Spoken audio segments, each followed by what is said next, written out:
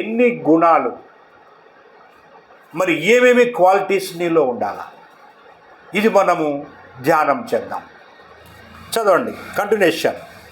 ప్రేమ దీర్ఘకాలం సహించును, ప్రేమ దీర్ఘకాలము సహించునట, దయ చూపించును, దయ చూపించునట. ప్రేమ మత్సరపడదు, ప్రేమ మత్సరపడదు, ప్రేమ డంబముగా ప్రవర్తింపదు, అది ఉప్పొంగదు, అమర్యాదగా నడవదు.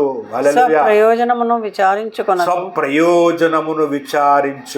త్వరగా కోపపడదు, అపకారమును మనస్సులో ఉంచుకొనదు, దుర్నీతి విషయమై సంతోషపడక సత్యమునందు సంతోషించును, అన్నిటికీ తాళుకొనును, అన్నిటినీ నమ్మును, అన్నిటినీ నిరీక్షించును, అన్నిటినీ ఓర్చును. ప్రేమ శాశ్వత కాలముండునట. హల్లెలూయా.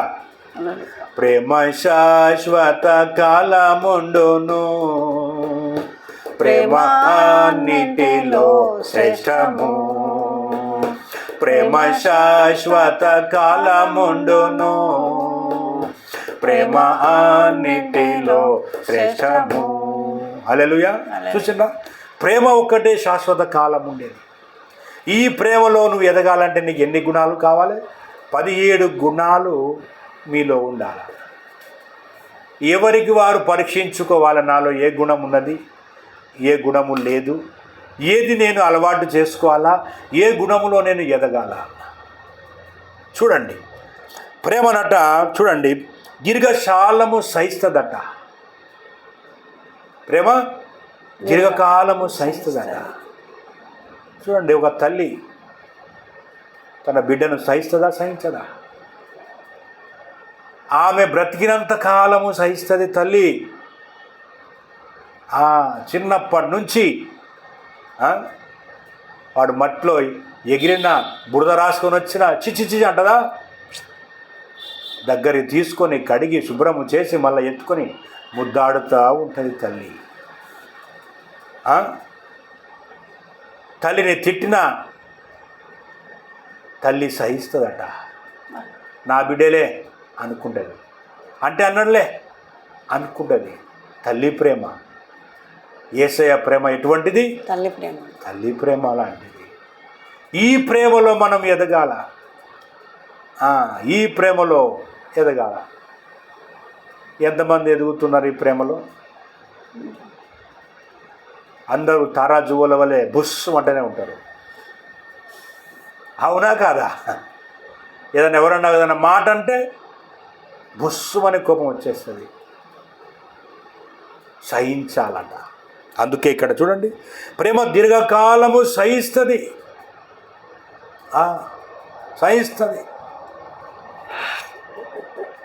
సో ఇంకేమిటది? దయ చూపిస్తుందట. ఒకరికొకరు దయ చూపించుకోవాలి. ఈ కాలంలో ప్రేమలు లేవు, దయలు లేవు, అంతా కోపాలు, ఆవేశాలు ఇవే నడుస్తున్నాయి ప్రతి ఇంట్లో. ఇలా కాదు, మనం దేవుని బిడ్డలము, ప్రేమలో ఎదగాల. హల్లెలూయా. ప్రేమలో ఎదగాల. ప్రేమ దయ చూపించును, ప్రేమ మత్సరపడదు, ప్రేమ డంబముగా ప్రవర్తింపదు, అది ఉప్పొంగదట. హల్లెలూయా. అది ఉప్పొంగదు. ఇంకేమంటాడు? అమర్యాదగా నడవదు. అమర్యాదగా నడవదు. ఈ రోజులలో సాటి మనిషి ఇంటికి వచ్చిందంటే చానీలు ఇవ్వడం కూడా ఇబ్బంది అయిపోతాను. మర్యాద లేదు. నీతో నాకేం పని అన్నట్టుగా అయిపోయింది పరిస్థితి. నీకు ఇస్తే నాకేంటి అన్నట్టు అయిపోయింది పరిస్థితి. మానవుల్లో ప్రేమలు చల్లారిపోయినాయి, డబ్బు ప్రేమలు అయిపోయినాయి, మానవత్వము తగ్గిపోతున్నది, అంత డబ్బు ప్రేమలు అయిపోయినాయి. కాబట్టి మనం అలాగుండకూడదు. మనం ప్రేమించాలి. మన దేవుడు ప్రేమామయ్య ఉన్నాడు. ఆయన మనను ప్రేమించుడు కాబట్టి ఈరోజు మనకి ఈ రక్షణ వచ్చింది. శిలువలో ప్రాణం పెట్టేంత వరకు యేసు ప్రభువారు ప్రేమించిండు ప్రజలని. కాబట్టి మనము కూడా ప్రేమించబద్ధులమై ఉన్నాము. దేవుని నమ్మినాము కాబట్టి, ఆయనే దేవుడు కాబట్టి మనము కూడా ఆయన వలె ప్రేమింపబద్ధులమై ఉన్నాము. హల్లెలూయా. సో ఈ ప్రేమలో మనము ఎదగాల. ఎన్ని క్వాలిటీ చూసారా? ఇంకేమున్నది? అమర్యాదగా నడవదు, స్వప్రయోజనమును విచారించుకొనదు. ఇది చాలా డేంజర్ మాట. ఇది స్వప్రయోజనము. ఆ విధంగా ఎవరన్నా ఉన్నారా అండి? నాకే తినడానికి గది లేదు, నీకేమి ఇస్తా అనేటువంటి రోజులు, నీకు ఇస్తే నాకేమొస్తుంది అనేటువంటి రోజులు. స్వప్రయోజనమును విచారించుకొనదట. చూడండి, ఏలియా ప్రవక్త సారెపతు విధవరాలు ఇంటికి వెళ్ళాడు. వెళ్ళినప్పుడు మరి ఆ సారెపతు విధవరాలు అదే మాట చెప్పింది, అమ్మా నాకు ఒక రొట్టె ఇయ్యి అంటే, ఆ సారెపతు విధవరాలు ఏమన్నది, అయ్యా నాకే రొట్టె లేదు. అప్పుడు కరువు నడుస్తున్నది, దేశంలో కరువు నడుస్తుంది, నాకే రొట్టె లేదు. ఇక చిన్న బుడ్డిలో ఇంత నూనె ఉన్నది, తొట్టెలో ఇంతే పిండి ఉన్నది, ఇక మేము రాత్రి ఈ రొట్టెలు చేసుకొని మేము చనిపోవాల్సిందే అని అన్నది. అప్పుడు ప్రవక్త ఏమన్నాడు, లేదు లేదు మొదలు నాకు ఇయ్యి అన్నాడు. ఆమె నయాన్నో భయాన్నో ఇచ్చింది. ఇక మొహమాటానికో నయాన్నో భయాన్నో ఆ రొట్టె చేసి ప్రవక్త గారికి ఇచ్చేసింది. ఎప్పుడైతే ఆ ప్రవక్తకు ఆ రొట్టె ఆ సారెపతు విధవరాలు ఇచ్చిందో, తన స్వప్రయోజనమును విచారించుకొనక ఇచ్చిందో, అప్పుడు ఏలియా గారు ప్రార్థన చేస్తే ఆ తొట్టెలో ఉన్న పిండి అయిపోలేదు, ఆ బుడ్డిలో ఉన్న నూనె అయిపోలేదట. హల్లెలూయా. చూడండి, దేవుడు ఒక్కోసారి అలా మనల్ని పరీక్షిస్తూ ఉంటాడు. ఈ పరీక్షలో కూడా మనం గెలవాలి. అలాగా సారెపతు విధవరాలు ఇచ్చినప్పుడు ఆమె ఆ బుడ్డిలో నూనె అయిపోలేదట, తొట్టెలో పిండి అయిపోలేదట. అప్పుడు ఆ సారెపతు విధవరాలు యజమానురాలు అయిపోయిందట. హల్లెలూయా. ఏమైపోయిందట? యజమానురాలు అయిపోయిందట. కాబట్టి మనము అలా ఉండకూడదు. ఇస్తే మళ్ళీ వస్తాయి మనకి. మన విశ్వాసం వేరు, లోకంలో ఉన్న విశ్వాసం వేరు, మన విశ్వాసం వేరు. మన దేవుడు నిజము కాబట్టి మనం విశ్వాసంతో ఏది చేసినా కూడా మనకు తప్పకుండా దానికి ప్రతిఫలము దొరుకుద్ది. హల్లెలూయా. చూద్దాం ఇంకొక మాట.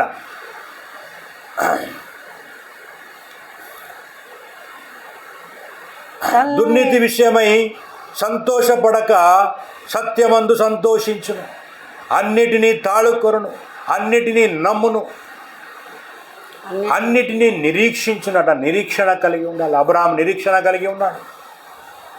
మనం కూడా నిరీక్షణ కలిగి ఉండాలి. అబ్రహాం నిరీక్షణకు ప్రతిఫలము దొరికిందా లేదా? మనకు కూడా ప్రతిఫలము దేవుడిస్తాడు.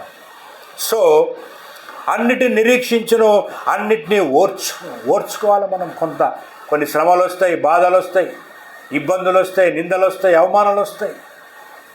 ఓర్చుకోవాలి. మనం ఓర్చుకొని దేవుని ముందు ప్రతి విషయాన్ని దేవుని ముందు పెట్టి విశ్వాసముతో మనం ప్రార్థించినప్పుడు ప్రతి విషయంలో మనకు దేవుడు జయాన్ని ఇస్తాడు. హల్లెలూయా. కాబట్టి అన్నిటినీ ఓర్చుకొనును, ప్రేమ శాశ్వత కాలముండును. హల్లెలూయా. ఏముంటుందట?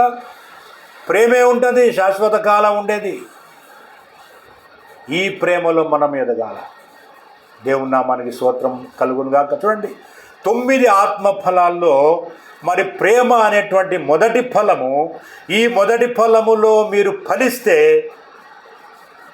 అన్ని ఆత్మ ఫలాల్లో మీరు ఫలించినట్టే లెక్క. హల్లెలూయా. చూడండి, ఇందులో అన్ని 17 గుణాలు. అందుకే బైబిల్ మనం చదవాలి. చదివి దాన్ని అర్థము చేసుకున్నప్పుడు నాలో ఏమి లోపం ఉన్నది, ఆ వాక్యము నీతో మాట్లాడుతూ ఉంటుంది. అప్పుడు ఆ లోపాన్ని సరి చేసుకున్నప్పుడు నీలో పరిపూర్ణత అనేది వస్తుంది. అప్పుడు మనం పరిపూర్ణము కావాలి. మనం క్రీస్తు వలె మనము కూడా పరిపూర్ణములమైపోయి దేవునికి మహిమార్థముగా మనం నిలబడాలి.